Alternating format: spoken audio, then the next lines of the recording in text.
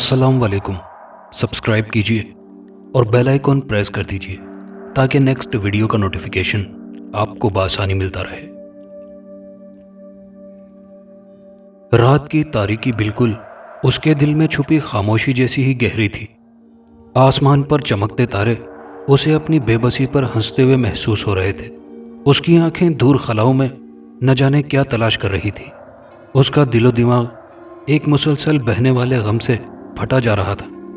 वो अपनी हवेली के पाएं बाग की नरम घास पर बैठी अपने नसीबों से शिकवा कुना थी और आखिर जब्त का बंधन टूटने पर आंसुओं के दो नन्हे कतरे आंखों से निकलते हुए उसके गालों पर फिसल पड़े। ऐ खुदा, तेरी इनायतें आखिर तेरे मखसूस बंदों के लिए क्यों हैं? क्यों तू किसी को हद से ज्यादा देता है और किसी को कुछ भी नहीं? किसी के नसीब में जमाने भर की खुशियां लिख देता है तो किसी के दामन में सिर्फ खारदार कांटे। और ये सारे सितम हम पर ही क्यों? जमाने भर की जिल्लत और रुसवाई हमारे सर डाल दी गई है। इससे तो अच्छा था तू हमें। ए लड़की, रात के इस पहर खुले आसमान तले तू क्या कर रही है? तुझे पता है ना कि सुबह सवेरे उठकर तुझे सारे काम निपटाने होते हैं। चल उठ, गुम कर अपनी काली कलुटी शक्ल मेरी नजरों से। और खबरदार, जो अपने मखसूस कामकाज के अलावा हवेली के किसी भी हिस्से में बगैर इजाजत के कदम भी रखा। चल दफा हो जा अब यहां से। अचानक ही एक भद्दे नकोश वाली फरबा औरत उसके सर पर आन खड़ी हुई। नफरत आमेज और गरजदार आवाज में अपनी जली कटी बातें उसके गोशगुजार करने लगी। उसके अचानक आन वारिद होने पर वो सहम गई थी। आंसुओं और बेबसी में डूबी बातें उसके मुंह में ही रह गई थी। उसने हथेली की पुश्त से अपने आंसुओं को साफ किया और एक सहमी सी निगाह उस औरत पर डाली कि गोया उसे कुछ कहने पर वो औरत उसे कच्चा चबा जाएगी। फिर तेज तेज कदम उठाती वहां से आगे बढ़ गई। उसका नाम सबा था, यानी हर सुबह खुशियों का पैगाम लाती, खुशनुमा और ठंडी हवा। मगर खुशियां और हंसी क्या होती है वो इससे कतई अनजान थी।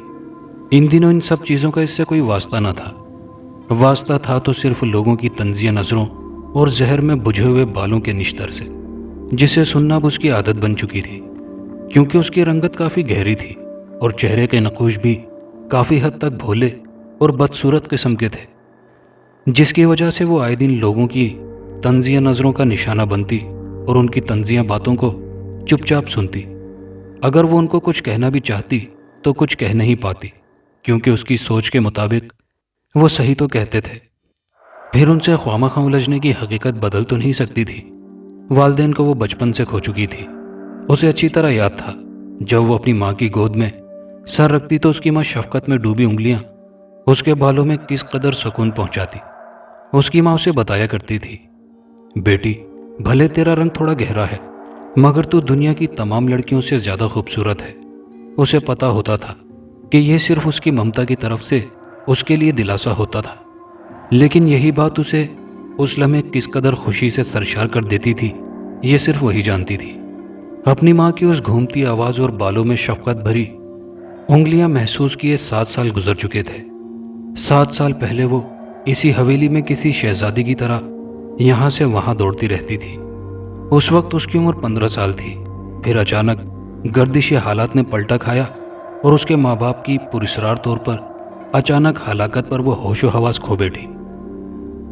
तभी उसके चचा मंसूर और चच्ची रजिया बेगम अपनी 2 अदद बेटियों शुमाइला और शाजिया को लेकर इस हवेली पर कब्जा कर लिया।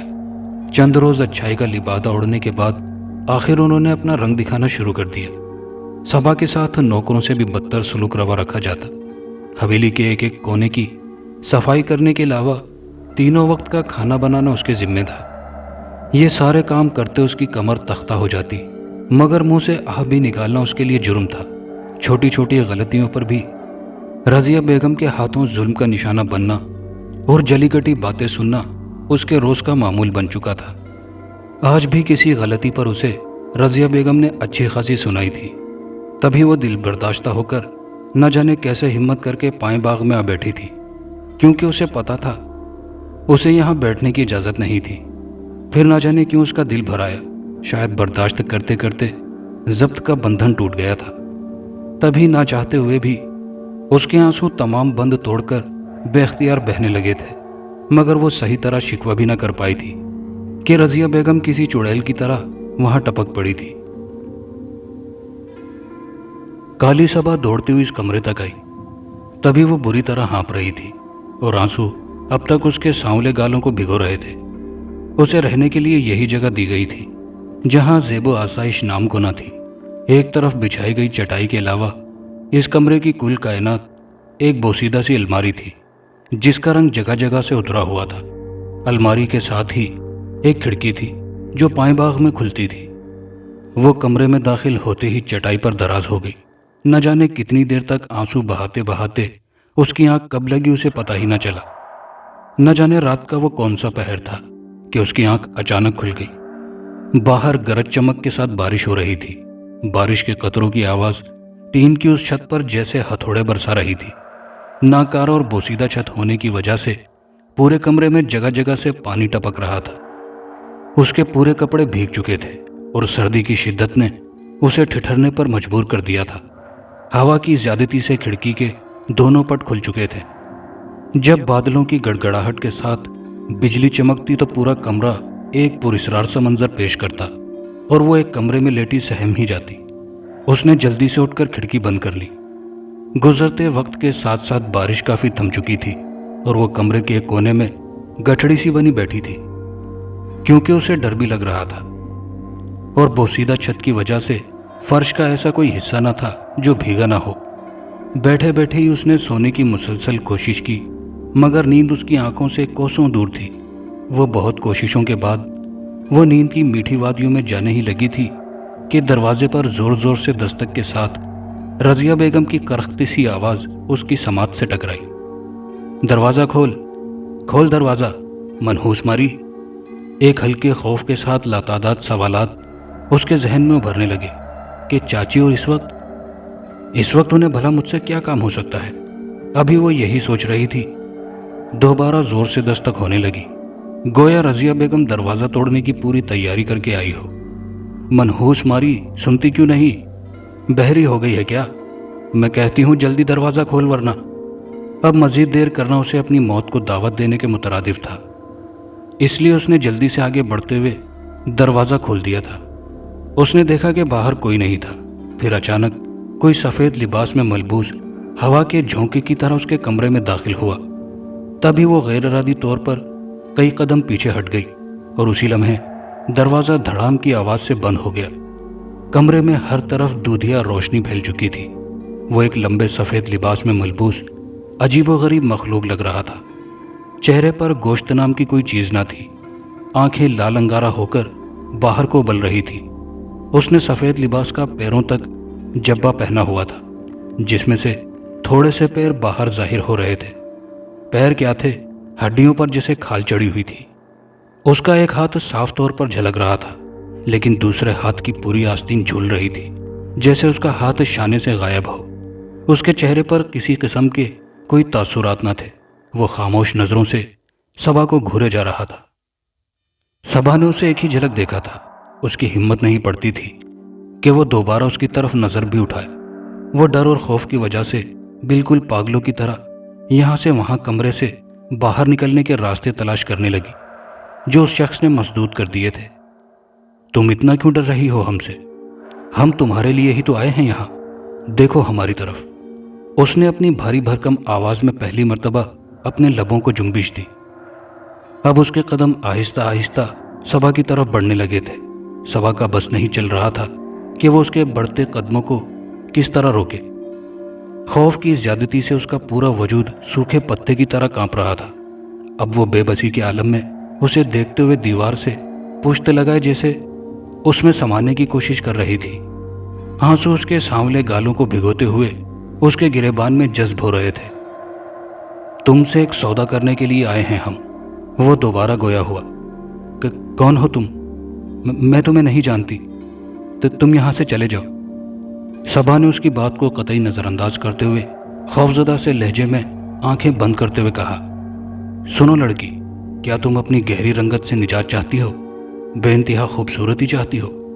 چاہے جانے کا احساس چاہتی ہو؟ اس گھر میں صرف اپنی حکمرانی چاہتی ہو تم؟ میں تمہیں یہ سب کچھ دے سکتا ہوں۔ کیا کہا تم نے؟ دوبارہ کہو۔ اس کی بات پر صبا نے جھٹ سے آنکھیں کھول دی تھی۔ ہاں یہی سب تو دینے آیا ہوں میں تمہیں، کیا میری بات پر یقین نہیں آ رہا؟ اس نے اپنی لال آنکھوں سے گھورتے ہوئے کہا۔ صبا کی آنکھوں میں آس و امید کے لاتعداد جگنو چمکنے لگے۔ اس نے یہ جملہ خوشی سے سرشار لہجے میں کہا تھا۔ آج اس کے دل کی مرادیں پوری ہو چکی تھی، جس کے بارے میں وہ صرف سوچتی رہتی تھی وہی پل اس کی زندگی میں آ چکا تھا۔ وہ جب بھی اپنی صورت اور رنگت سے لوگوں کے طنز و مزاح کا نشانہ بنتی تو اس کا دل بری طرح مچلتا کہ کوئی جادوگر یا پری آئے جو اس کی بدصورتی کو پری نما خوبصورتی میں بدل دے اور اس کی زندگی کو جہنم سے جنت بنا دے۔ گو کہ یہ ایک ناممکن سی بات تھی، لیکن پھر بھی اس کا دل کہتا تھا کہ کاش ایسا ہو جائے۔ مگر سالوں سے اس کے دل میں پنہاں یہ خواہش آرزو ہی رہی تھی، مگر آج اس کی وہ خواہش حقیقت بن کر اس کے سامنے کھڑی تھی۔ کیا تم واقعی میری زندگی بدلنے آئے ہو؟ کیا تم مجھے وہ سب کچھ دے سکتے ہو جس کے بارے میں تم نے ابھی کہا؟ صبا نے اس کی آنکھوں میں جھانک کر بے خوف ہو کر کہا۔ ہاں، لیکن اس کے لیے تمہیں مجھ سے ایک سودا کرنا ہوگا۔ بولو، منظور ہے؟ اس نے کہا۔ ہاں ہاں، مجھے تمہارا ہر سودا منظور ہے، لیکن پہلے ہمیں ہماری بدصورتی سے نجات دلا دو۔ تم نہیں جانتے، کوئی میری طرف دیکھنا بھی پسند نہیں کرتا۔ اپنے ہی گھر میں سب کے زہر میں بجھے جملے سن کر میرا دل کتنا گھائل ہوتا ہے۔ خودکشی کرنا اگر میرے بس میں ہوتا تو میں کب کی کر چکی ہوتی، لیکن میں تو اتنی بزدل ہوں کہ اپنی عذاب بھری زندگی سے خود کو نجات بھی نہیں دلا سکتی۔ تم پہلے ہماری خواہش پوری کرو، پھر اپنا سودا بیان کرنا، کیونکہ ہم تمہارا ہر قسم کا سودا ماننے کو تیار ہیں۔ اچھا تو ٹھیک ہے، اپنی آنکھیں بند کر لو، اس نے صبا کو گھورتے ہوئے معنی خیز لہجے میں کہا۔ تبھی اس شخص نے اپنا داہنا ہاتھ اٹھایا تو اس کی ہتھیلی سے پیلی شعاعیں نکلتے ہوئے صبا کے پورے وجود میں سرائیت کرنے لگی۔ اس کے جسم کو ایک جھٹکا سا لگا اور اسے محسوس ہوا جیسے اس کے پورے جسم پر کسی نے دہکتے ہوئے انگارے رکھ دیے ہوں۔ لیکن یہ تکلیف صرف چند لمحوں کی تھی، پھر آہستہ آہستہ اسے اپنے پورے جسم میں ٹھنڈک کا احساس ہونے لگا۔ کھولو اپنی آنکھیں، اس شخص کی بھاری آواز صبا کی سماعت سے ٹکرائی۔ اس نے خوشی خوشی آنکھیں کھول دی اور ایک لمحے کی تاخیر کیے بغیر الماری کے شیشے کے آگے جا کھڑی ہو گئی۔ اس نے اپنے آپ کو واقعی کافی بدلا ہوا پایا تھا۔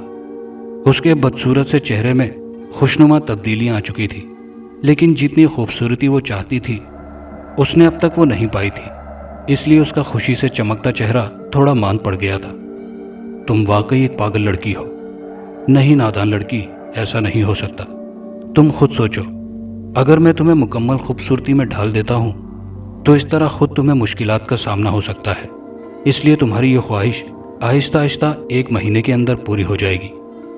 1 مہینے کے بعد تم اپنے آپ کو پہچان بھی نہیں پاؤ گی، تم دنیا کی حسین و جمیل عورت کہلاؤ گی، یہ میرا تم سے وعدہ ہے۔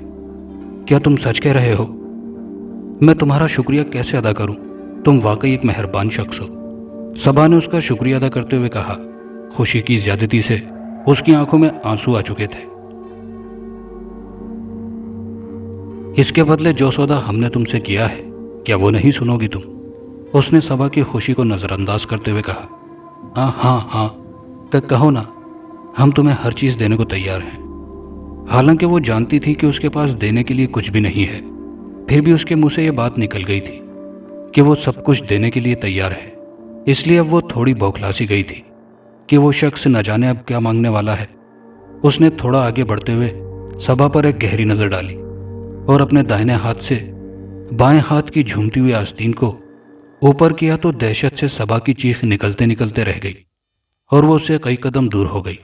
اس کا ہاتھ شانے سے کٹا ہوا تھا اور آستین اوپر کرنے پر اب اس میں سے تازہ خون رس رہا تھا۔ خوفزدہ ہونے کی ضرورت نہیں ہے لڑکی، اسی کا تو ہمیں تم سے سودا کرنا ہے۔ تمہیں اپنا بایاں ہاتھ مجھے دینا ہوگا، اور چونکہ تم پہلے سے راضی ہو چکی تھی اس لیے اب تم فکر نہیں کر سکتی، کیونکہ اس صورت میں بھی ہمیں تمہارا ہاتھ پانا ہی ہوگا، اور پھر تمہاری خواہش بھی پورے ہونے کا کوئی امکان نہ ہوگا۔ بولو، یہ سب تمہیں منظور ہے؟ نہیں، ایسا نہیں ہو سکتا، ہمیں یہ منظور نہیں۔ جو خوشی چند لمحے قبل اس کے چہرے پر رقص کر رہی تھی اب بالکل معدوم ہو چکی تھی۔ اس نے اس کی بات سے قطعی انکار کرتے ہوئے کہا۔ ایسا ہی ہوگا اور یہ ہم کر کے رہیں گے۔ اس شخص کی آنکھوں میں خون اتر آیا۔ اس نے یہ الفاظ غصے سے نکالے تھے اور اپنا داہنا ہاتھ اٹھایا، تبھی اس میں سے نیلے رنگ کی شعاعیں نکل کر صبا کے بائیں بازو میں سرایت کرنے لگی۔ اس نے بھاگنے کی کوشش کی، مگر ایسا لگا جیسے اس کے پاؤں میں کسی نے بیڑیاں ڈال دی ہوں۔ وہ اپنے پاؤں ایک قدم بھی آگے نہ بڑھا پائی۔ وہ نیلی شعاعیں اس کے بازو میں شانے تک آگ برسا رہی تھی۔ درد کی شدت سے اس کے منہ سے گھٹی گھٹی چیخیں نکلنے لگی تھی۔ رفتہ رفتہ وہ روشنی کم ہوتی غائب ہو گئی۔ تبھی اس شخص نے اپنا ہاتھ نیچے کر لیا۔ تمہاری خواہش تو ہم پہلے ہی پوری کر چکے ہیں، اب ہماری دیرینہ خواہش بھی پوری ہوئی۔ میں ایک دفعہ پھر تم سے ملاقات کرنے ضرور آؤں گا۔ اس کی آنکھوں سے حد درجہ مکاری ٹپک رہی تھی۔ اس نے یہ جملہ اپنی لال اور باہر کو ابلی ہوئی آنکھوں سے گھورتے ہوئے کہا تھا۔ اس نے ایک زوردار قہقہا لگایا، پھر اچانک نظروں سے اوجھل ہو گیا اور وہ اسے خلا میں ٹٹولتی رہ گئی۔ تبھی اس نے محسوس کیا کہ اس کے دونوں ہاتھ بالکل صحیح طریقے سے حرکت کر رہے تھے، گویا کہ بائیں ہاتھ میں اسے اب بھی تھوڑی جلن محسوس ہو رہی تھی، مگر اس کا بایاں ہاتھ اب تک اسی طرح تھا جس طرح پہلے تھا، اس میں کچھ تبدیلی نہیں آئی تھی۔ اس نے پھر اپنے دونوں ہاتھوں کو اچھی طرح چھو کر دیکھا تو اسے یقین ہو چلا کہ اسے کچھ نہیں ہوا۔ اب وہ خوشی سے پاگل ہوئے جا رہی تھی۔ میں بہت خوش ہوں، شاید اس کے جادو نے مجھ پر کوئی اثر نہیں کیا۔ یا اللہ، تیرا لاکھ لاکھ شکر ہے، تو نے مجھے کچھ نہیں ہونے دیا۔ آج وہ حد سے زیادہ خوش تھی۔ اسی خوشی میں اسے کب نیند آئی اسے پتہ ہی نہ چلا۔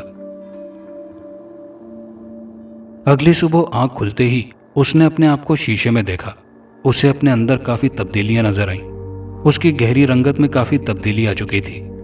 اپنے بدصورت اور بھدے نقوش میں بھی وہ نمایاں فرق محسوس کر رہی تھی۔ جسمانی خد و خال میں بھی حیرت انگیز دلکشی واضح طور پر ہر کوئی محسوس کر سکتا تھا۔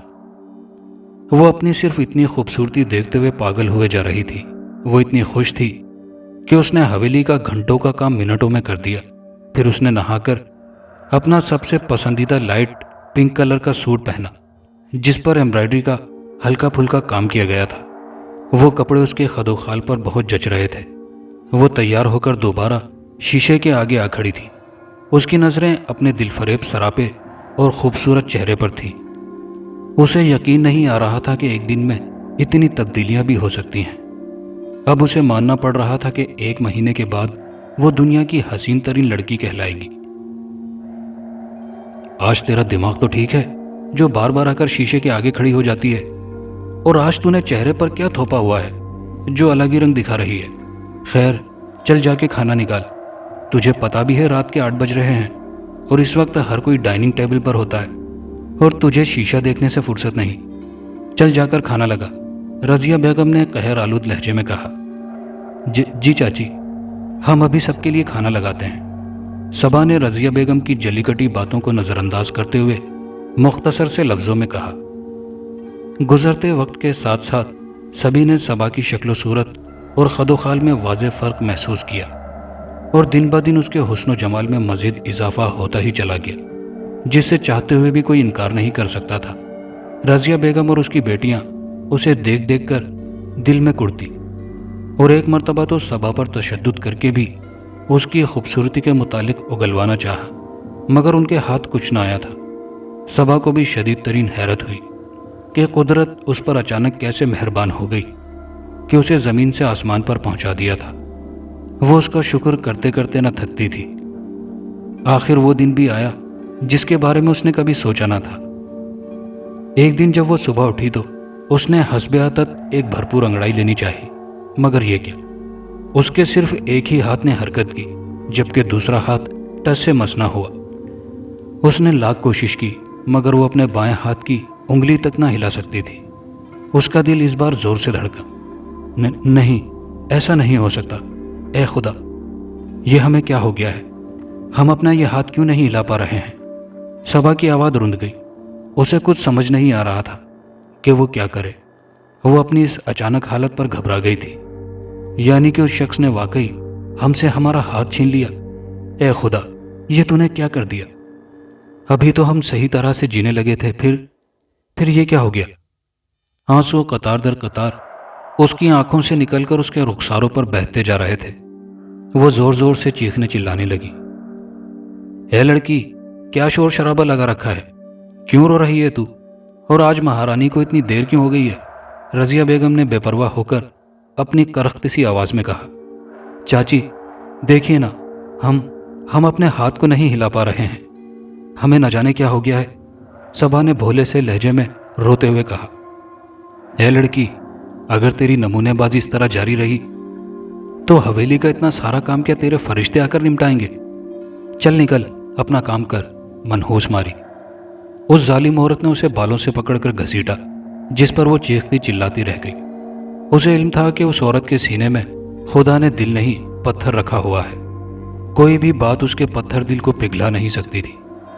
روتے دھوتے اور تھکن سے چور ہوتے آخر اسی نے ہی حویلی کے سارے کام کاج ختم کیے۔ اپنے ایک ہی ہاتھ سے کام کرتے اسے صبح سے رات ہو گئی تھی، لیکن رضیہ بیگم اور ان کی 2 عدد بیٹیوں میں سے کسی کو بھی اس پر رحم نہ آیا تھا۔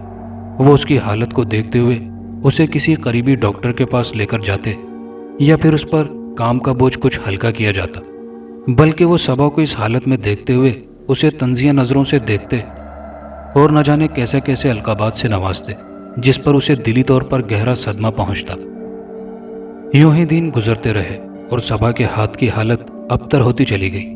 اس نے لاکھ دعائیں مانگی، مگر اس کی کوئی بھی کوشش اور دعا اس کے متاثرہ ہاتھ کو اپنی اصلی صورت میں نہ لا سکی۔ اسے ایسے لگتا تھا جیسے اس کے متاثرہ ہاتھ کی رگوں کا خون منجمد ہو چکا ہے۔ رفتہ رفتہ اس کے ہاتھ کا گوشت سڑنے لگا اور اس میں سے تافون اٹھنے لگا۔ اب تو اس کا کسی کے ساتھ اٹھنا بیٹھنا بھی عذاب بن چکا تھا۔ وہ اپنے اس ہاتھ کو لاکھ لپیٹ سپیٹ کر کام کرتی، مگر جہاں سے گزر جاتی سڑے ہوئے گوشت کی بدبو کے بھپکے گھنٹوں تک اس جگہ کا پیچھا نہ چھوڑتے۔ اے کلموہی، ہاتھ مت لگانا ان برتنوں کو۔ دیگر کام کاج سے فارغ ہو کر اس نے برتن دھونے کے لیے ہاتھ بڑھایا ہی تھا کہ اس کی ظالم چچی کی کرخت آواز اس کے کانوں میں گونجی۔ تجھے منع کیا تھا کہ اپنے منحوس قدم اس کال کوٹھڑی سے باہر مت نکال، تو پھر یہاں آزادی سے دن دناتی پھر رہی ہے اپنے گلے سڑے ہاتھ کے ساتھ۔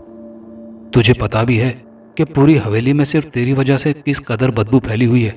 چل دفع ہو جا یہاں سے، بلکہ چل میں تجھے وہاں تالا لگا کر آتی ہوں تاکہ تجھے بار بار کہنے کی زحمت نہ پڑے۔ رضیہ بیگم نے اسے بالوں سے پکڑا اور گھسیٹتی ہوئی اس ویران کمرے میں بند کر دیا۔ نہیں چاچی، نہیں، خدا کے لیے ایسا مت کیجیے، میں مر جاؤں گی۔ مجھے اس کمرے میں بند مت کیجیے، مجھے ڈر لگتا ہے، اس نے دروازے کو پیٹتے ہوئے کہا، لیکن وہاں اس کی سننے والا کوئی نہیں تھا جو اسے اس کوٹھڑی سے باہر نکال سکتا۔ گزرتے وقت کے ساتھ ساتھ صبا کا متاثرہ ہاتھ شانے تک ہی تقریباً سڑ چکا تھا۔ اب وہاں صرف استخوانی ہاتھ ظاہر تھا، جس پر گوشت اور کھال نام کی کوئی چیز نہ تھی۔ وہ پورا دن اس دڑبے نما کمرے میں پڑی رہتی۔ سانسوں کی ڈور نہ ٹوٹنے کے لیے روز دن میں صرف ایک دفعہ اسے کھانا دیا جاتا، جسے نہ چاہتے ہوئے بھی وہ اپنے حلق سے زبردستی اتارتی، کیونکہ وہ اپنے ہاتھ سے اپنے آپ کو موت کے گھاٹ اتارنا نہیں چاہتی تھی۔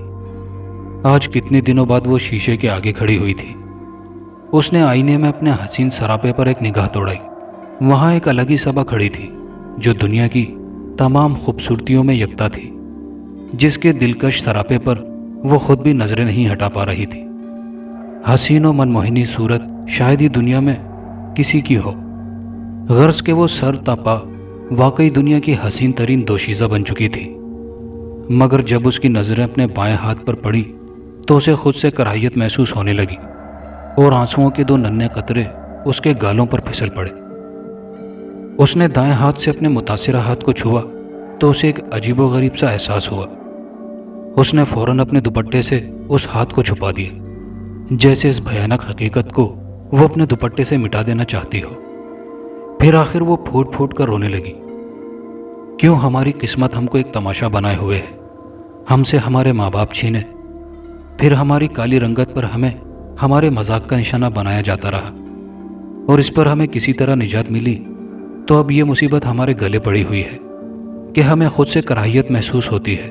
اے خدا، ہم نے ہر بات پر صبر کیا، ہر بات برداشت کی، لیکن اب برداشت کرنے کی ہمت ہی باقی نہیں رہی۔ اے خدا، ہمیں اس تکلیف دہ زندگی سے نجات دے، ہم نہیں جینا چاہتے ایسی زندگی، نہیں جینا چاہتے۔ آج وہ پہلی بار دل کھول کر خدا سے شکوہ کنا تھی۔ وہ ٹوٹ کر بکھر چکی تھی، روتے روتے اس کی ہچکی بند چکی تھی۔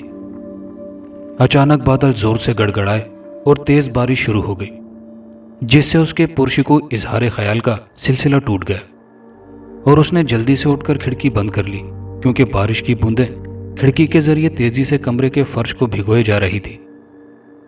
چند ہی لمحوں میں پورا کمرہ اسی رات کا منظر پیش کر رہا تھا، جس رات اس کی اس شخص سے ملاقات ہوئی تھی، جس نے اس کی زندگی کو واقعی بدل کر رکھ دیا تھا۔ صبا نے ایک نظر پورے کمرے پر دوڑائی تو اسی رات کا منظر اس کی آنکھوں کے سامنے گھوم گیا۔ ابھی وہ اپنے گرد و پیش کا جائزہ لے ہی رہی تھی کہ مقفل دروازہ اچانک دھڑام کی آواز سے از خود کھل گیا، اور پھر دیکھتے ہی دیکھتے وہی شخص دوبارہ ہوا کے جھونکے کی طرح وہاں حاضر ہوا، اور اس کے ساتھ ہی ہر طرف دودھیا روشنی پھیل گئی۔ اس کے سامنے وہی شخص کھڑا ہوا تھا، وہی پیروں تک آیا سفید جبہ پہنا ہوا، آنکھوں کے ڈیلے سرخ اور باہر کو نکلے ہوئے اور کرخت چہرہ۔ صبا کی نظریں اس کے ہاتھوں پر پڑی تو اس نے دیکھا کہ اس کے دونوں بازو سلامت تھے۔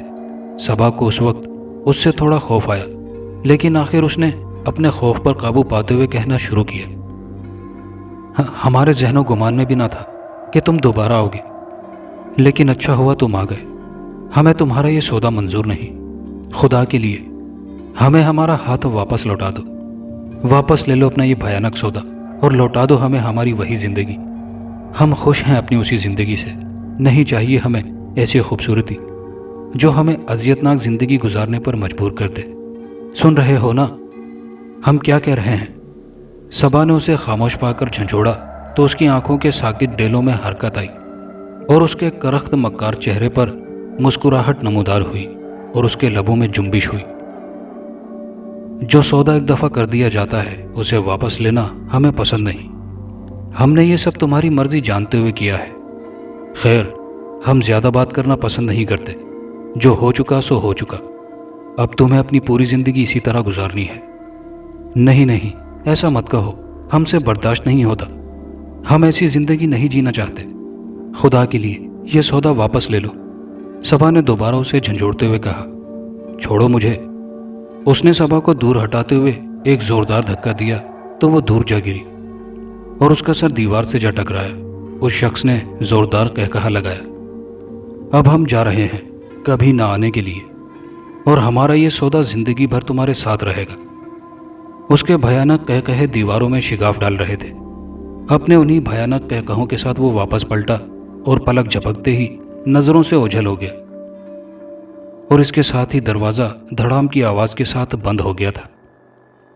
رکو، تم ایسے نہیں جا سکتے، تمہیں یہ سودا واپس لینا ہوگا۔ رکو، خدا کے لیے واپس آ جاؤ۔ صبا نے روتے اور دروازے کو پیٹتے ہوئے کہا، لیکن دروازہ نہ کھلا۔ خدا کے لیے واپس آ جاؤ، واپس آ جاؤ۔ اے لڑکی، کیوں خواب میں بڑبڑا رہی ہے؟ اٹھ جلدی، آج اتنی دیر تک سو رہی ہے۔ اگر اسی طرح مہارانی سوتی رہی تو جو اتنا سارا کام پڑا ہے وہ خود بخود نمٹ جائے گا کیا؟ اور یہ تو کسے بلا رہی ہے؟ نہیں آنے والے تیرے اماں ابا؟ ارے ان کی تو اب تک ہڈیاں بھی خاک ہو چکی ہوں گی۔ اچانک صبا ہڑبڑا کر اٹھ گئی۔ اس نے دیکھا رضیہ بیگم سر پر کھڑی اسے جھنجھوڑ رہی تھی۔ رضیہ بیگم کی تمام باتوں سے لا تعلقی کا اظہار کرتے ہوئے اس نے جلدی سے اپنے دائیں ہاتھ کو چھو کر دیکھا تو وہ صحیح سلامت تھا۔ اپنی اسی ہڑبڑاہٹ کے عالم میں اس نے جلدی سے شیشے کا رخ کیا۔ اس کی نظر اپنی صورت پر پڑی تو وہاں گہری رنگت اور بھدے نقوش والی صبا کھڑی تھی۔ وہ بے یقینی کسی کیفیت میں اپنے ہاتھوں سے چہرے کو ٹٹول ٹٹول کر دیکھنے لگی۔ اسے اس وقت اپنی صورت اور گہری رنگت پر بے انتہا پیار آیا، اور فرط مسرت سے اس کی آنکھوں میں آنسو آ گئے۔ اے خدا، مجھے معاف کر دے، میں نے تیری ناشکری کی، اور تیرا شکر ہے کہ جو میں نے دیکھا وہ خواب دیکھا، وہ حقیقت نہیں تھا، ورنہ معلوم نہیں میں کیا کر بیٹھتی۔ اب مجھے تجھ سے کوئی شکایت نہیں، مجھے میرا سب کچھ قبول ہے۔ میری قسمت میں جو کچھ تو نے لکھا ہے میں اسے خوشی خوشی دل سے قبول کرتی ہوں۔ مجھے کسی سے کوئی شکایت نہیں، کوئی شکایت نہیں۔ صبا خدا کے حضور سجدہ ریز ہو کر کہتی جا رہی تھی، اور رضیہ بیگم اسے حونقوں کی مانند دیکھے جا رہی تھی، لیکن صبا سب باتوں سے بے نیاز خدا کے حضور بڑی عاجزی سے سجدہ ریز تھی، کیونکہ آج اس نے صحیح معنوں میں اللہ کا شکر ادا کرنا سیکھا تھا۔